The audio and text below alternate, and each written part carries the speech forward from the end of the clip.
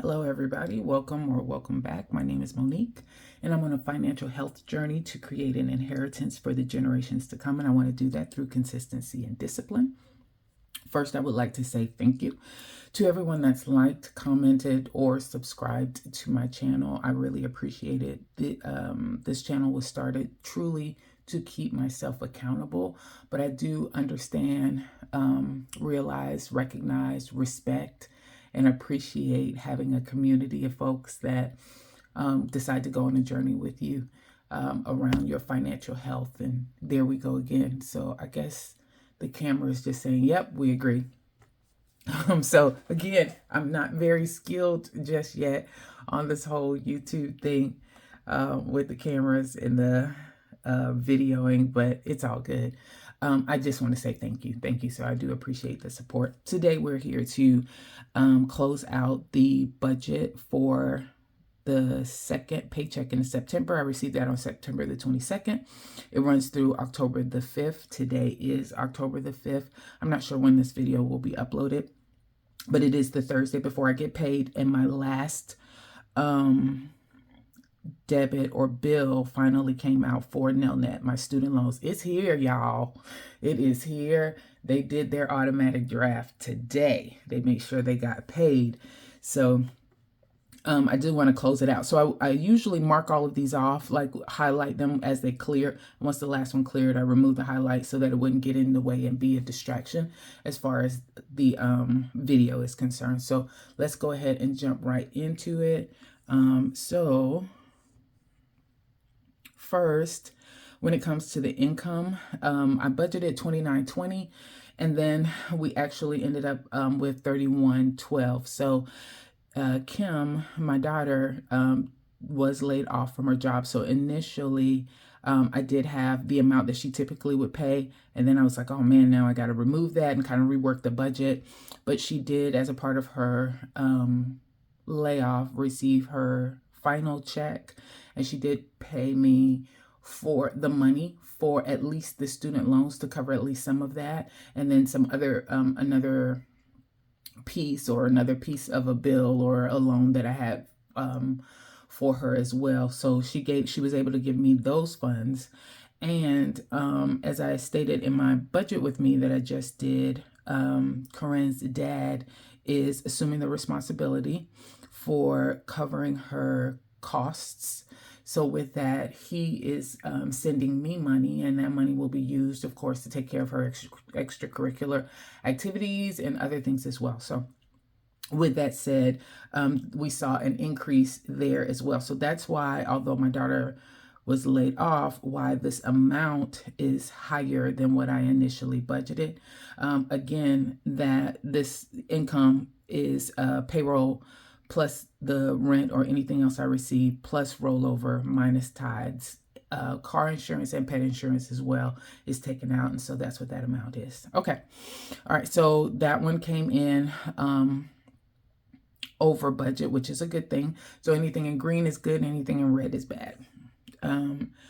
Sinking funds, the only change, this should have tracked as normal, but the only thing that changed was the additional $200 that I received for Corinne. And I put that directly into her sinking fund so that I can cover those costs for her school activities. So that went from $400 to $600, another good thing. So that's why you see those highlighted in green. Next, for savings. So I usually like to have the bank buffer, 25 in my bills buffer account, 25 in my variable expense account. But I did not account for, nor did I set aside bill money for, and although I have it in debt, it's not really a debt. I just don't have any line space up at the top, but for this Public Invest. So I started to invest with an app called Public. It's just minor, just a small amount, about $20 a month. They're taking it out of my variable expense buffer account. So as long as I have an extra $20 that's in there, they would take that out.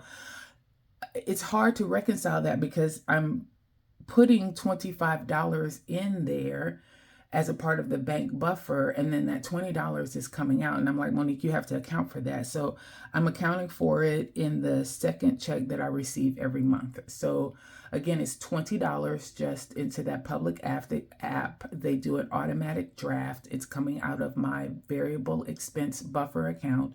So I deposit $25 in my bank buffer typically every paycheck. And one of those $25 payments is going to help pay or take care of the cost for the public invest. I don't think this is quite right because I don't know.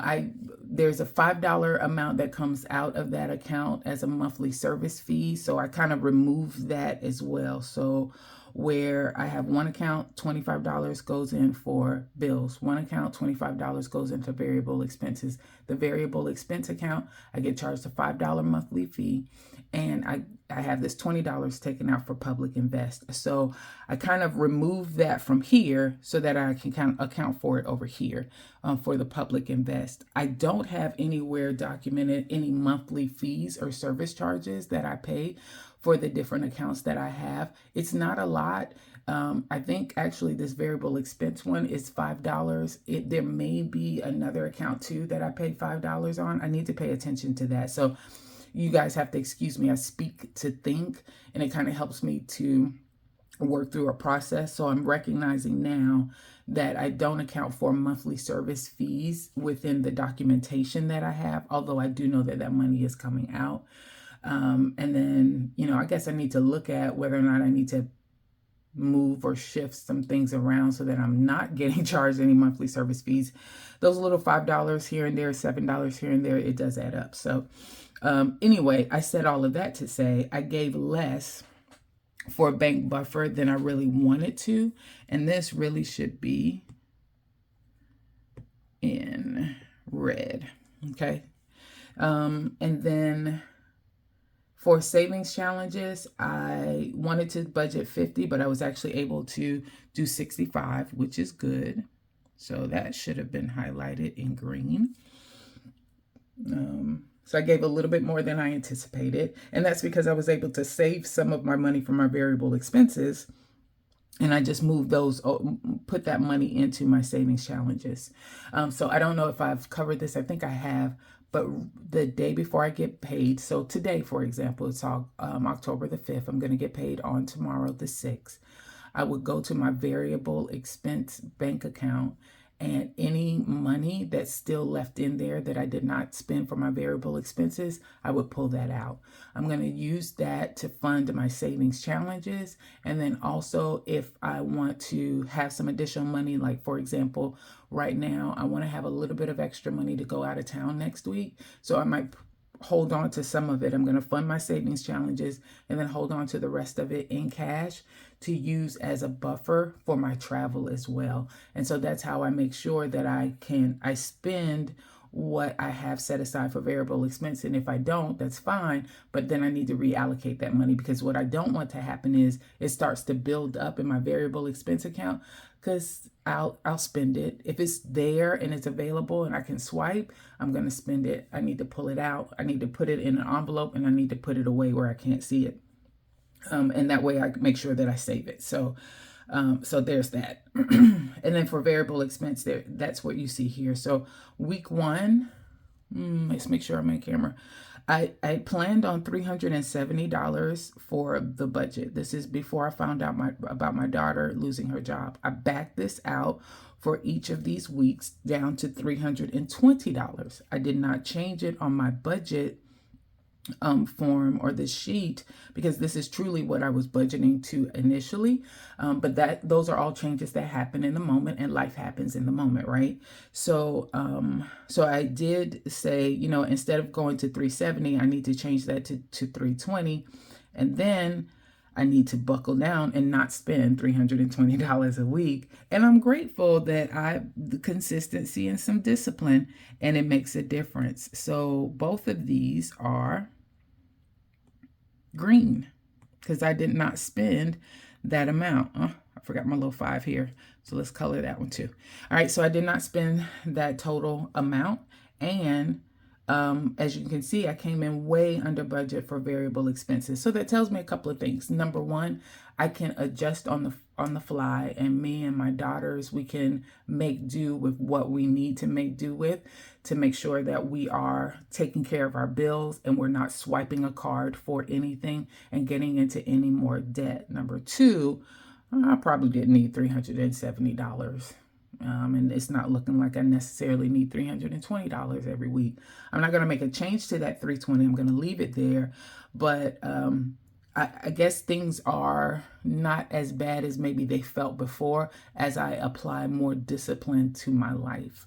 And I will tell you this, some of you all may not agree, but my $120 for my groceries this past week went a whole lot farther than it has in for the last 3 or 4 months as well. So I don't know if all of the grocery items are coming back into a better kind of position as far as cost is concerned, but I noticed the difference. I can say that for sure.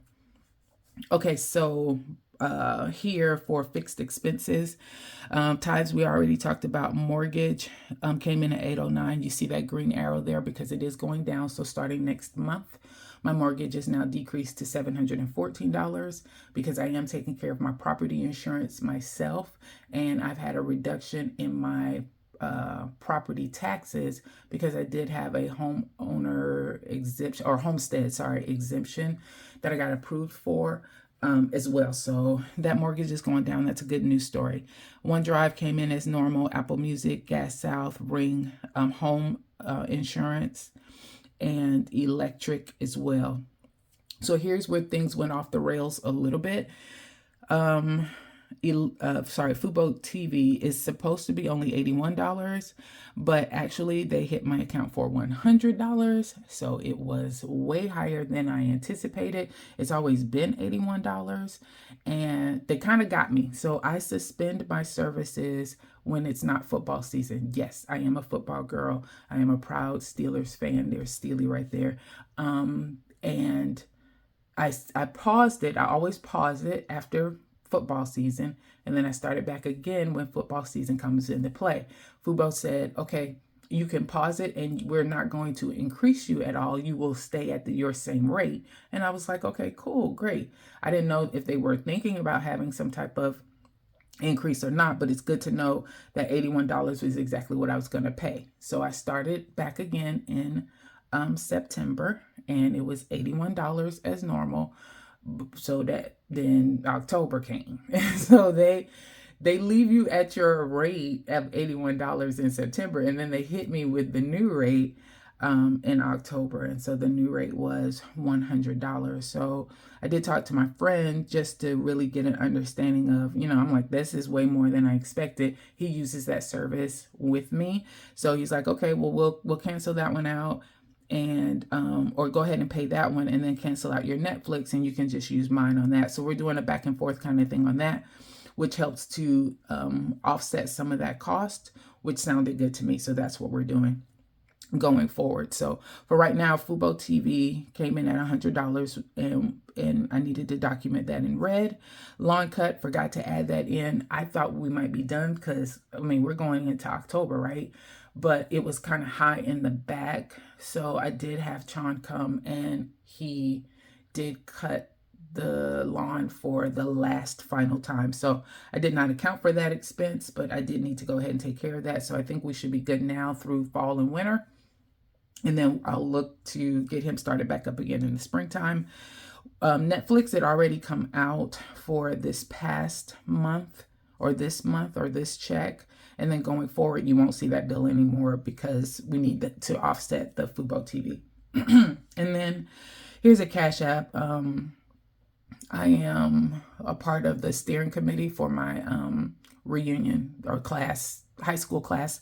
At any rate, we did have someone to, excuse me, pass away. And I wanted to contribute to the bereavement support for the family. So I did send some money for that. It wasn't planned, of course. Death never is. But I did take that out of my bill money. So that's what you see here in red as well. So when you total all of those things up, I'm at $1,369, definitely higher than the $1,244 that I originally anticipated. Here you have the debt. So Sallie Mae, my daughter gave me $200 on that. So although I wanted to pay $205, we did take care of the $200, which is great. So this Sallie Mae bill, there are 3 different student loans. And during the pandemic, because, you know, Sallie Mae is a private chick, she is not public. So she wanted her money. She didn't care anything about the pandemic. But I'm okay. I'm grateful for that, because with all 3 of those loans, we are now down to only owing $415 from thousands of dollars. And so I am grateful for that. And so I'm going to work into my budget a way for me to complete that last loan and pay that one off, that $415. It might be just a little bit at a time, maybe $50 every check, but I want to try and get that done, whether my daughter can give me the money on that or not, because I'm done with her. That one right there, she can go away, and I need her to go away. Okay. Nelnet came out instead of 86, which is what I thought it was going to be. It was 81 to 55 or something like that, $82. Yes, at some point I want to start to apply some of this extra money that maybe I'll have once Sallie Mae is taken care of towards that Nelnet as well, but we're just not there yet. So we're just making minimum payments for right now. We talked about the public invest, and then Kohl's. I did send an extra payment to Kohl's to cover the interest that's charged. A few videos back, I talked about how the bill was $93. I paid $93, and then I paid attention to the fact that I'm at a 30% interest rate, and $65 of that went towards interest. So I tried to make an extra payment on the interest itself, and that was going to be the plan going forward until everything happened with my daughter. So I did make one extra payment. I'm going to have to back off or suspend that for right now, but I'm hoping to start that back up again at some point as well. So I circled the 200 and put it in red because I gave less than I wanted to give. I circled the 82 and put that in green because it didn't cost as much as I thought it would. And that's why those, although they're both in debt and although they're both less amounts than the budget, why they are different colors, because that's the way my brain works. I gave less here, or I did less here because less was required. I gave less here because I didn't have it to give. And then the total, though, was supposed to be $376 for budget, but actual was $367.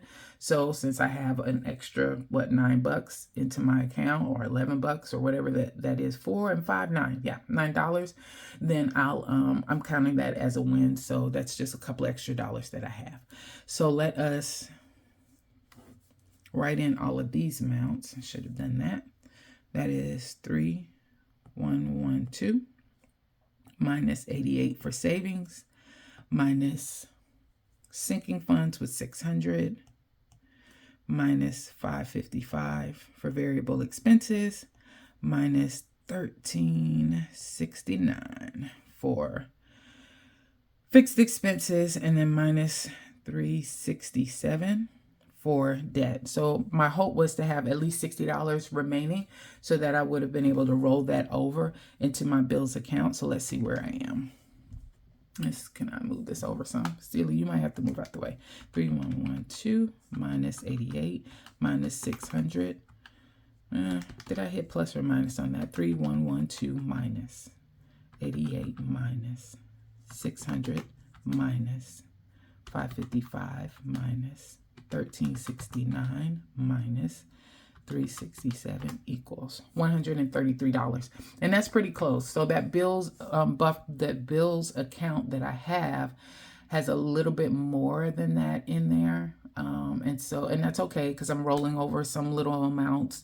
You know, for example, mortgage isn't necessarily 809 on the dot. So you'll notice these are whole numbers, so it doesn't account for. And I always round up for the bills. And so I can see that buffer starting to build a little bit. When I get to the point where I have $400 that's in this bills account, then I will transfer 100 over to the bills buffer account to start building that up, because the bills buffer is where I want to have my 1 month ahead set aside. So I do that a little bit differently. I don't have categories for each and try to save that amount in each of those envelopes. I've seen that done for some people. If their subscriptions are $48, then they have an envelope and save $48 for that 1 month ahead. I don't do that mine quite the same way. As I build up a natural buffer in my bills account, when it reaches a certain amount, then I start transferring money over into the bills buffer to start build that up. Plus, I try to give that $25 every check over in there as well to try and naturally build it up. I ended up having to go into my bills buffer to take care of a home warranty, but I'm hoping that won't happen anymore as I build up my deductibles sinking funds. So looks like I am $133 under budget. Let's circle that, and then we're gonna make it green because that's a good news story there as well. So, and this is tracking really well. I'm glad that the numbers are starting to make a little bit more sense. We've made some adjustments here around the Fubo TV and the Netflix. I've also made some other adjustments around variable expenses. And then with the help that I'll be receiving going forward, I'm going to be able to take care of Corinne's things. So I'm happy with the progress. I think that is it. I'm going to let you guys go. Thanks everybody for your time. You have a good one.